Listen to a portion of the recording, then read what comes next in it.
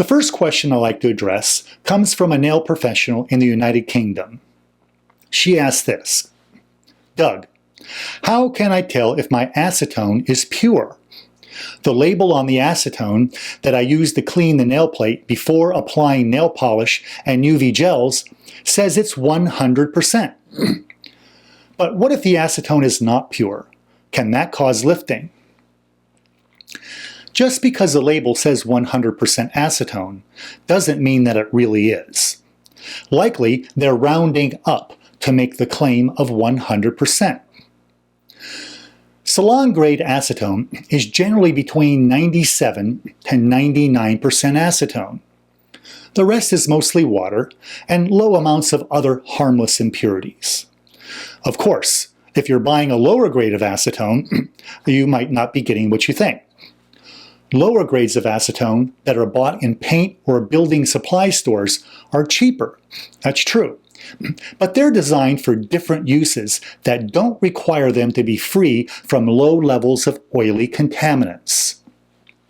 It's expensive to remove all of the oily contaminants, which is why these grades of acetone are cheaper. Almost all of the water and contaminants can be removed to make a very high purity acetone, but that would cost you 10 times more than what salon grades cost. Purities that are higher than 99% are called technical grade acetone. These are typically around 99.5% acetone. Purities up to 99.9% can be purchased, but they are extremely costly, and this level of purity is not needed for salon applications. Now, I want to make it very clear that these oily contaminants found in lower grades of acetone are not a safety concern. They just don't work well for salon applications. Acetone can greatly improve adhesion of any type of nail coating to the natural nail. Any grade of acetone is safe for use in the salon application when properly used, but the cheaper grades can cause the nail coatings to lift or lose adhesion. Why?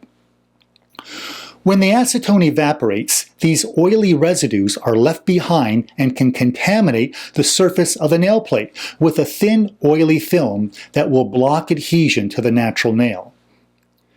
This can cause any type of natural nail coating, including nail polish, UV gel manicures, and enhancements to more easily separate from the nail plate.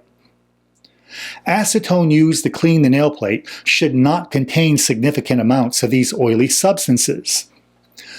Low amounts of water and tiny traces of other non-oily contaminants won't affect adhesion to the nail plate.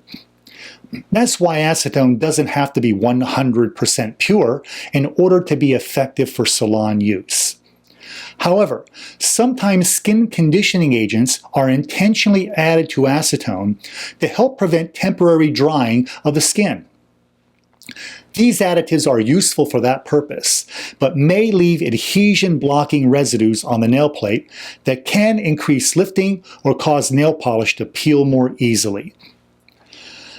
Acetone with skin moisturizing agents are not designed for cleaning and preparing the nail plate surface before nail coating application. Now, here's a good way to test the acetone used in your salon to ensure that adhesion-blocking contaminants aren't left on the nail plate. Fill a small glass jar with a small amount of acetone. No more than 1 ounce is needed, and cover it very loosely just to keep out the dust and debris. A shot glass filled about 3/4 of the way to the top is what I've used in the past, and that works very well. That would contain about 1 ounce or 28 milliliters of acetone. Cover it loosely so that the acetone will slowly evaporate away. Make sure not to set the container near any open flames, heat, or other sources of ignition where it may cause a fire. Acetone is highly flammable, so place the container in a safe location where it won't be disturbed or spilled. It may take a week or two for the contents to evaporate completely, depending on the salon temperature.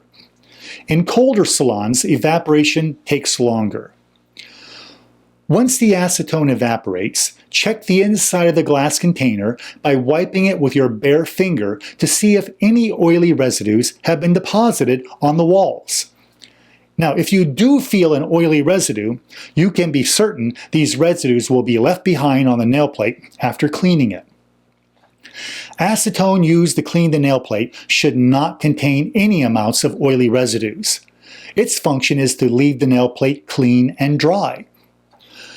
A good quality salon-grade acetone generally contains at least 1% water.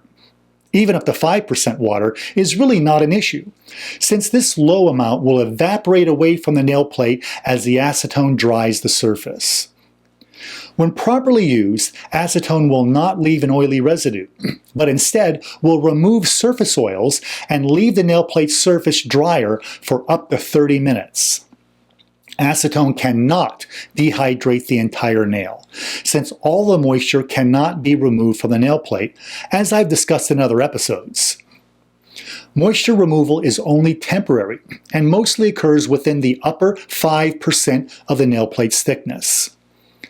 That's why I say it dehydrates the surface. After 30 minutes, the nail surface will begin to rehydrate itself and will slowly return to normal levels of moisture. So you can see why I say that just because the label says pure or 100% doesn't mean the acetone isn't contaminated with significant amounts of adhesion-blocking substances. So it might be a good idea to check your acetone if you're experiencing any problems with adhesion of nail coatings. When in doubt, it's always best to consult the manufacturer of the nail product of your choice.